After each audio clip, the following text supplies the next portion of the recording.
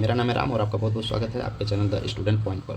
Guys, इस video में हम बात करने वाले हैं लेखपाल भर्ती के सिलेबस और एग्जाम पैटर्न के बारे में। तो चलिए गाइस, जैसा कि आप लोग जानते हैं कि पेट 2025 के द्वारा निकाली गई यह पहली भर्ती है और लेखपाल भर्ती का काफ़ी दिनों से छात्र इंतजार कर रहे थे। तो चलिए देखते हैं कि किस सब्जेक्ट का कितना वेटेज है और क्या क्या एग्जाम पैटर्न में बदलाव हुआ है। जैसा कि पहले 2021 में जो लेखपाल 2021 के थ्रू जो 2022 में भर्ती आई थी, उसमें जो है हमें 4 सब्जेक्ट के बारे में जानकारी दिया गया था कि 4 सब्जेक्ट पूछे जाएंगे, जिसमें सामान्य हिंदी का जो है सब्जेक्ट हमको मिला था 25। देखिए सॉरी, हिंदी हिंदी थी 25 नंबर की। उसके बाद से जो है आपका गणित था 25 का।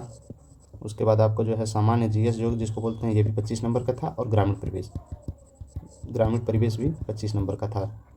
लेकिन इस बार के एग्ज़ाम में जो है बदलाव किया गया है। तो चलिए हम देखते हैं कि क्या बदलाव है और हमें किन किन सब्जेक्ट पर, किस टॉपिक पे ज़्यादा फोकस करने की ज़रूरत है। तो सीधे हम आते हैं सब्जेक्ट वाले सीधा आते हैं सब्जेक्ट। देखिए थोड़ा सा इस पर भी ध्यान दे लेते हैं कि लेखपाल में जो है जनरल के लिए जो है 4165 पोस्ट किया गया है और अन्य पिछड़ा वर्गों के लिए जो है 1441 पोस्ट है, जबकि अनुसूचित जाति के लिए जो है 1446 और एसटी के लिए 150 पोस्ट है। कुल में 7994 वैकेंसी देखने को मिल रही है।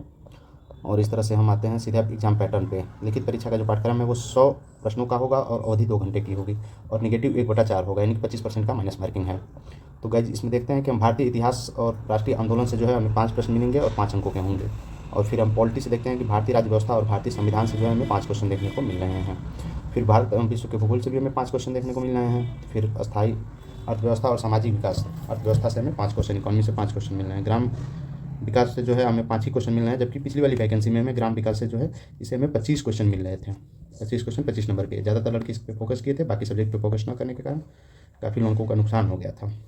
इसमें राष्ट्रीय महत्व की और अंतर्राष्ट्रीय महत्व की समसामयिक घटनाएं, यानी कि करंट अफेयर के भी हमें 5 क्वेश्चन, ये करंट अफेयर के भी 5 क्वेश्चन मिल रहे हैं। विज्ञान और प्रौद्योगिकी से भी 5 क्वेश्चन है। इसमें सबसे अच्छी चीज़ है कि पर्यावरण और पारिस्थितिकी आपदा प्रबंधन से 10 क्वेश्चन देखने को मिल रहा है, जो कि पिछली वाली वैकेंसी में इस तरह का कुछ सब्जेक्ट नहीं था। तो इसमें जो है हमें 10 क्वेश्चन देखने को मिल रहा है। फिर डीआई, डाटा इंटरप्रिटेशन, डीआई से जो है हमें 10 क्वेश्चन मिल रहा है। पिछली बार गणित से हमें 25 क्वेश्चन देखने को मिला था। और हिंदी से हमें 10 क्वेश्चन मिला है, जैसा कि पिछली बार हमें हिंदी से 25 क्वेश्चन मिला था देखने को।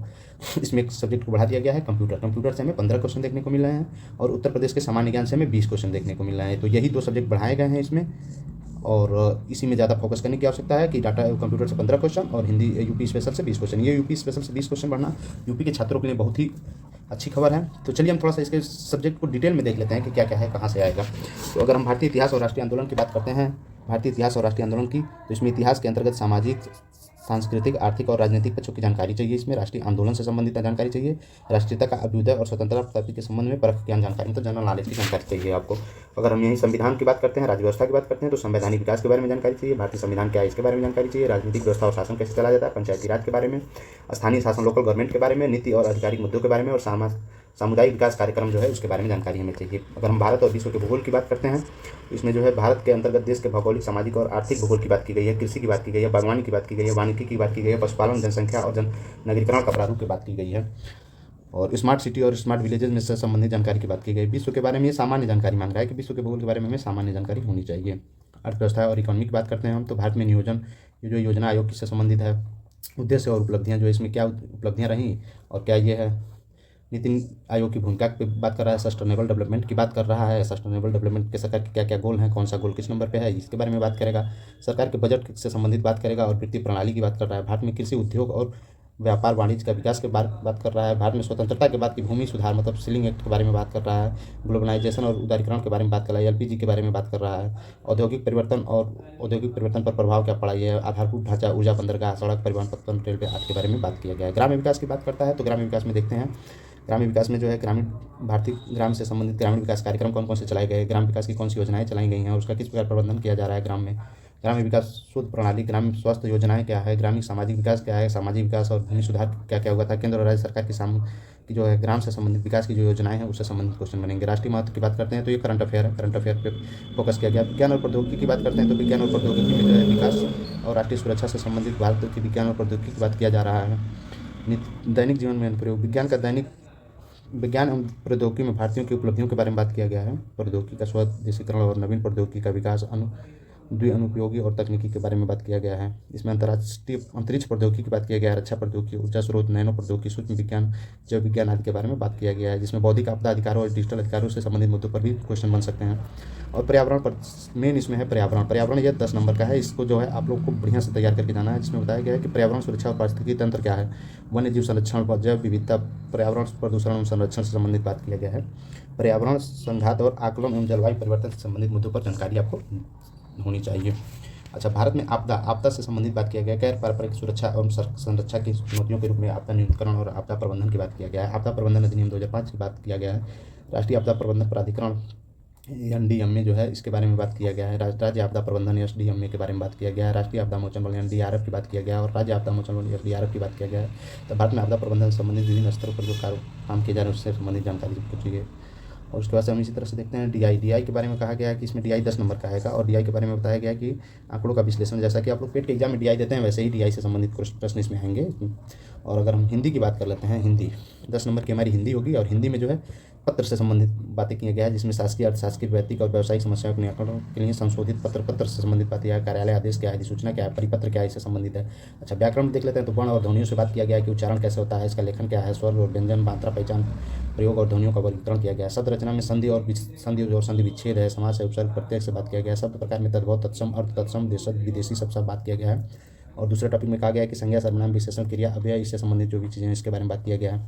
शब्द ज्ञान में पर्यायवाची है, आपका विलोम है, पर्यायवाची क्या है, विलोम क्या है, युग्म शब्दों का शब्द भेद क्या है, वाक्यांश के लिए सार्थक शब्द एक शब्द क्या होता है, संस्कृत भिन्नार्थक शब्द है, एक ही समान दिखने वाले शब्दों में क्या मतलब भिन्नताएं होती हैं, उस शब्द के बारे में बात किया गया है। समानार्थी शब्द की बात किया गया है। उपयुक्त चयन संबंधित प्रश्नावली, शब्दावली, शब्द शुद्धिकरण से बात किया गया है कि शब्द देकर उसका शुद्धिकरण के बारे में पूछा गया। व्याकरण कोटिक में प्रसर्ग क्या है, लिंग क्या है, वचन, पुरुष, काल, विभक्ति, पक्ष, वाच्य है, वाक्य का रचना प्रकार के बारे में आपको बात किया गया है। विराम चिन्हों का प्रयोग है। वाक्य के बारे में कहा गया कि किस प्रकार का वाक्य सरल है, संयुक्त है, मिश्र है। वाक्य शुद्धि के बारे में बात किया गया। लोकोक्ति और मुहावरों के बारे में भी बात किया गया। अगर हम दूसरे टॉपिक में आते हैं जिसका नाम है कंप्यूटर और प्रौद्योगिकी की बात करते हैं तो इसमें कंप्यूटर से संबंधित क्वेश्चन बनेंगे। सूचना प्रौद्योगिकी, इंटरनेट, वर्ल्ड वाइड वेब का इतिहास, परिचय के अनुप्रयोग के बारे में भी बात किया गया है।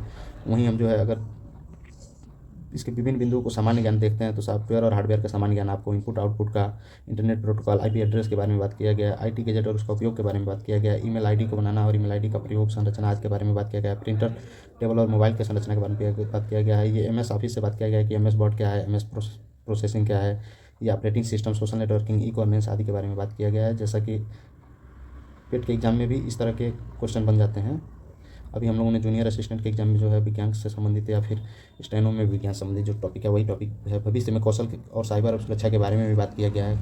कंप्यूटर प्रौद्योगिकी में कंप्यूटर और सूचना प्रौद्योगिकी के क्षेत्र में होने वाले तकनीकी विकास और नवाचार के बारे में भी बात किया गया है, जिसमें AI के बारे में बात किया गया है। Big data processing, deep learning, machine learning, internet of things, ये सब जो है चीज़ें AI से संबंधित हैं। AI से भी इसमें डाटा बनाया गया है। और तीसरी टॉपिक की बात करते हैं तो हम जिसमें आता है राज्य से संबंधित जानकारियाँ, जिसमें उत्तर प्रदेश का इतिहास है, संस्कृति है, कला है, वास्तुकला है, त्यौहार है, लोक नृत्य, साहित्य है, क्षेत्रीय भाषाएं हैं, विरासत है, राजनीतिक रीति रिवाज है, पर्यटन है, भौगोलिक परिदृश्य है, पर्यावरण है, प्राकृतिक संसाधन, जलवायु, मिट्टी, वन्यजीव, खाद्यान्न, खनिज, अर्थव्यवस्था, कृषि, उद्योग, व्यवसाय, रोजगार, अब राज्य व्यवस्था और प्रशासन, समसामयिक घटनाओं के मतलब UP का करंट अफेयर से भी संबंधित बात किया गया है इसमें। तो गाइस इस तरह से हमारा सिलेबस होता है खत्म। और हमें जो है विशेष फोकस अगर किसी टॉपिक पे करना है तो वो टॉपिक है हमारा कंप्यूटर का, जिससे हमें 15 नंबर की प्राप्ति होगी। और UP स्पेशल 20 नंबर का है। इसमें हिंदी और डाटा इंटरप्रिटेशन और पर्यावरण, ये टॉपिक जो है हमें अच्छे से तैयार करके जाने हैं। बाकी टॉपिक 5-5 नंबर के हैं, इसको भी हमें बढ़िया से तैयार करना है। तो गाइस अगर हमारी वीडियो आपको अच्छी लगे तो हमारी वीडियो को लाइक कीजिएगा, चैनल को सब्सक्राइब कीजिएगा और शेयर कीजिएगा।